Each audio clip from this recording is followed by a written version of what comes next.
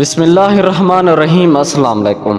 بات آفیشل کے پیارے دوستو، حضرت علی رضی اللہ تعالی عنہ فرماتے ہیں، اگر خوش رہنا ہے تو دو چیزیں بھول جاؤ، وہ برا سلوک جو کسی نے تمہارے ساتھ کیا، اور وہ اچھا عمل جو تم نے کسی کے ساتھ کیا۔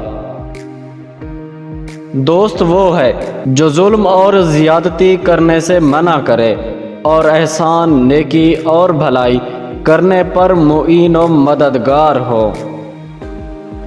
لوگوں کے غلام مت بنو جب اللہ نے تمہیں آزاد پیدا کیا ہے۔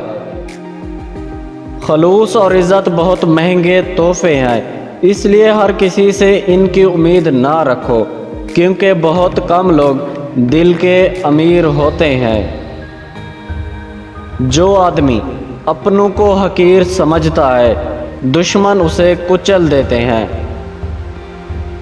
ہر شخص کا غم اس کی ہمت کے مطابق ہوتا ہے۔